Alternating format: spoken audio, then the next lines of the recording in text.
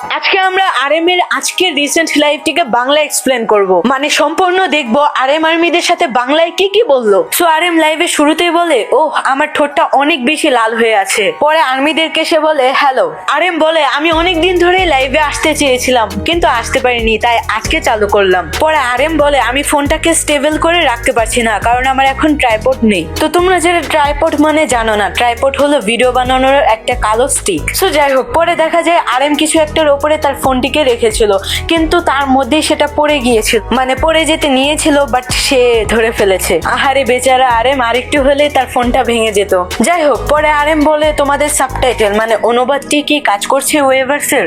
এটার মানে হচ্ছে সে বা বিটিএস মেম্বাররা যদি কোনো কথা বলে সেটা ট্রান্সলেট হয়ে বাংলা বা অন্যান্য ভাষায় অনুবাদ হবে নিচে, কিন্তু সেটি প্রিমিয়াম, মানে সেটা পারচেস করে কিনে তারপরে ইউজ করতে হবে। সো তারপর আরএম বলে, হ্যাঁ এখন বিটিএস এর শুটিং চলছে, মানে তারা এখন শুটিং করছে নতুন কাজের জন্য, কারণ সামনে তো বিটিএস কামব্যাক করতে চলেছে। পরে আরএম বলে, আমি অনেকদিন পরে আজকে মেকআপ এবং চুলে কালার করেছি। সে বলে, আমার ঠোঁট এখন লাল তাই আমি একটু লজ্জা বোধ করছি। আরএম তারপরে বলে, আমি লাইভে যে কোনো কিছু বলতে পারবো না কারণ এ সম্পর্কে আমার কোম্পানির সতর্কতা রয়েছে, মানে সব প্রশ্নেরই উত্তর সে দিতে পারবে না। পরে আরএম বলে, যেহেতু আমাদের বিটিএস দলটি ভেঙেই যেত কারণ আমি প্রায় অনেক দিন ধরে বিটিএস এ কাজ করে যাচ্ছি। আরএম বলে, সদস্যদের এবং আমার নিজেরও একটা পার্সোনাল লাইফ রয়েছে, কিন্তু থ্যাঙ্কস গড এখনো বিটিএস টিকে রয়েছে। আমি এখনো সদস্যদের সাথে নতুন নতুন কাজ করতে পারছি এবং আমি রিসেন্ট সদস্যদের সাথে মিটও করেছিলাম, সেটা খুবই দুর্দান্ত ছিল।